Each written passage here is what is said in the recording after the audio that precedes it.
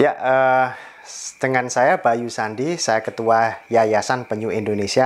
Sekarang kita akan membicarakan soal Headstarting bersama dengan narasumber Ibu Hiltrud Kordis dari Turtle Foundation yang akan mengupas tuntas terkait permasalahan Headstarting, apa itu Headstarting, apa bahayanya bagi penyu itu, dan bagaimana pendapat Ibu Hili dapat kita ikuti dalam video full 16 menit. Namun video ini dibagi dalam beberapa fragmen.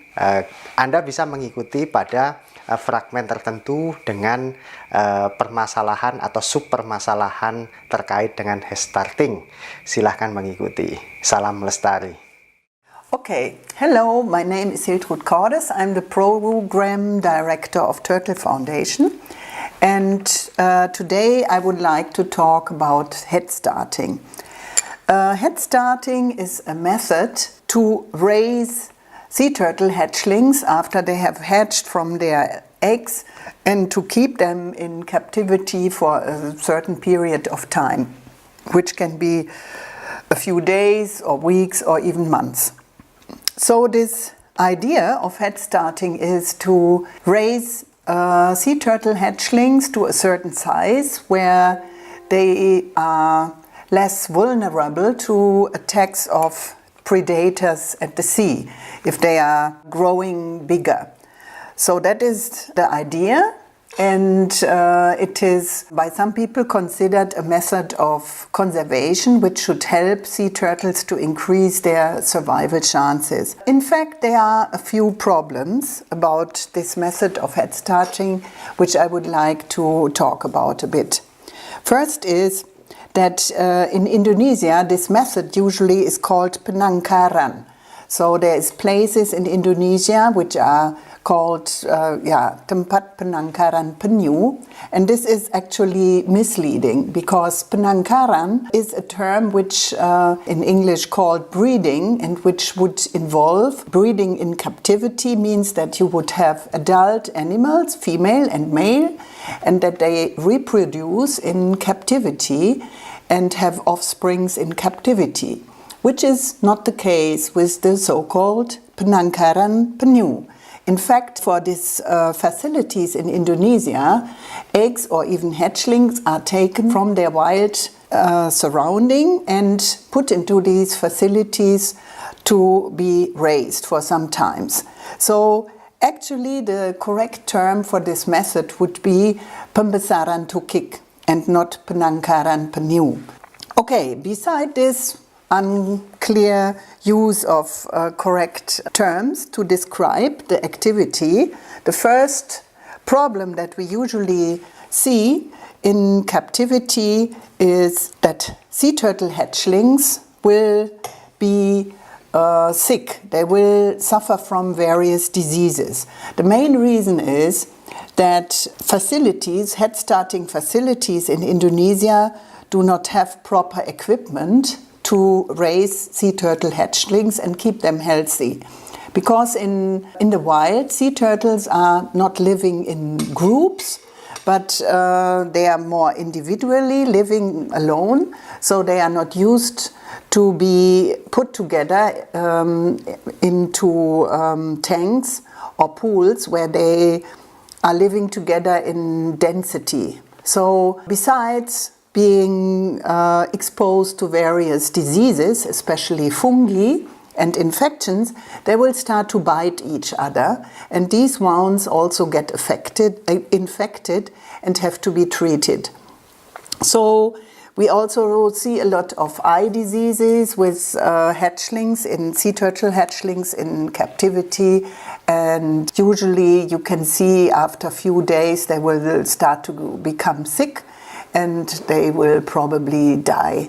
So this is the very first and most important reason where we see that actually sea turtle captivity or Headstarting does not increase the survival chances of the animals, but instead they are more or less all sick, and they will be released into the wild and in a state of being ill and sick and full of diseases, and they probably will not survive very long. But even if sea turtles hatchlings are kept in captivity in a very good state, where their health has been taken care of very well and they are healthy and fit, there still remain some very important question marks toward the method of head starting. The first one is that due to their natural behavior, after the first days of hatching, hatchlings go through a state which is called swimming frenzy.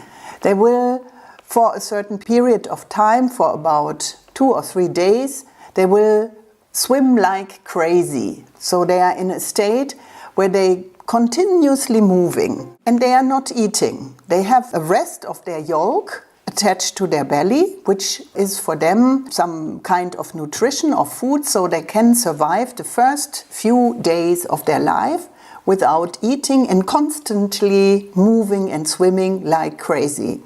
There is a certain purpose for this behavior, which is that sea turtle hatchlings, as soon as they go into the sea in a natural way right after hatching, they will swim out over the reef from their original beach, and they will hit the normal ocean currents in 2 or 3 days. And their further journey, they will be carried away by the current.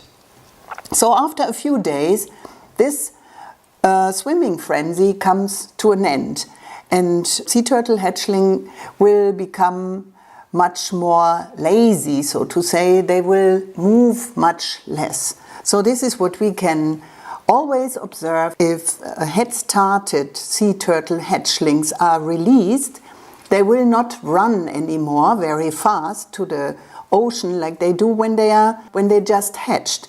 They will move very slow, and they will wait and then move on a little bit, and so on and so on, which means that if they are released, they will probably not make their way out of the first barrier of coral reefs, which you normally find in front of nesting beaches of sea turtles, but they will just stay there. And in the coral reefs there is a lot of predators, like fish, which probably will eat them very soon.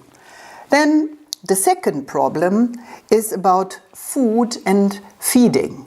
As I just said, the first few days of a hatchling's life, they don't need to eat anything because they still have their yolk rest. But after these few days, they have to start to find their own food. We do not actually know what sea turtle hatchlings of that age eat. So in head starting facilities, they will be fed or given food by their human caretakers. They will feed them with little fish or whatever. The sea turtle hatchlings will eat it. It's not a problem to feed them.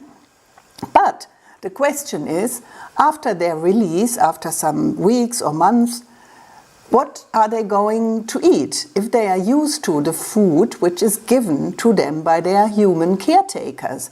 You can observe sea turtle hatchlings in head starting facilities, where you can see when the human caretakers approach the tank, the sea turtle hatchlings will come and swim towards the human because they are waiting for their food to be given to them. So imagine what will happen if these sea turtle hatchlings, after a while, after a few months, will be released to the ocean. And they are not used to find their own food. They will wait for their human caretakers to give them some food. Or they might even approach humans when they see them in boats or like divers, because they think that this is their source of food, and they will be given something to eat when they see a human. So this is something which is certainly not desired. Okay, then we have another problem, which is about development of the hatchlings. in the wild, sea turtle hatchlings will start to swim, to dive, and to hunt for food. So they will develop their lungs in order to keep their breath and stay underwater for certain times and go deeper and deeper, also to escape from predators. And they also will, of course, develop their muscles through swimming. What we see in head starting facilities with densely populated tanks with a lot of sea turtle hatchlings inside and a very shallow level of water of a few centimeters is that they are not able to learn how to dive, how to hold in their breath, how to develop their lungs and how to develop their muscles. They generally will stay weak. So once again, they are released to the ocean after a few weeks or months. They do not have these abilities which another sea turtle of their age and life would already have. And they probably, again, will be easy victim for their predators. The next point, which is also problematic, is something that we call imprinting. There is a certain period in the life of a sea turtle where it can learn something and acquire information. What we know about sea turtles is that after they reach maturity, so they are adult turtles, they will mate, and if it is a female, it will come back to the beach where it has been hatched, where it has been born herself, and she will come out of the water and lay her eggs here. What we do not fully understand so far is how do sea turtles find a way back to this beach where they originally come from. So there is a lot of assumption about it, including this, what I just called imprinting, that sea turtles have the ability to record in some way the beach during the few hours from hatching until they reach the ocean in a natural hatching process, and that somehow they can remember the beach from certain information that is not fully understood. It can be the grain size or the typical smell or some other typical features of the beach. So this is also assumed to be a short period or a short window of time where sea turtle hatchlings have these abilities, and if they are released later, they might not be able to do this imprinting anymore, which can lead to the fact that they will not find their way back to the beach where they once came from. And this complicated features of sea turtle biology and behavior lead me to the last point, which is the question if head starting is or can be considered as a conservation method. How can we find out if this is true or not? A conservation method in general should be something which improves the chances of survival for the species. So, in order to be able to answer a question if a certain method is a contribution to conservation or not, we need to have a proof for that method. The proof for the head starting method would be that head started turtles return to the beach, they reproduce, and they lay eggs again after they reach maturity, which can be something like 20 or more years for a sea turtles. So how would we ever be able to know if a head-started turtle comes back to the beach to lay egg and reproduce? So far, there is no method to identify that, because that would include that we have to tag all the hatchlings that we release after being head started. So for now, it is only an assumption, that turtles which have been head started are able to come back to the beach and reproduce. We do not know if this is true or not. On the other hand, it is a quite expensive method, and there will be a lot of money invested into a method of which we do not know if it is working or not. And we also need to wait for a very, very long time for the sea turtles to come back, for the hatchlings to become adults and return to the beach. So for now, it is not recommended to continue any head starting activities and to run any head starting facilities. And in Indonesia, there is mainly commercial purposes behind these facilities. So if we are honest, if we really investigate into the chances of improved survival through these head starting facilities, we have to admit that these facilities are mainly run and maintained for business purposes. Thank you very much.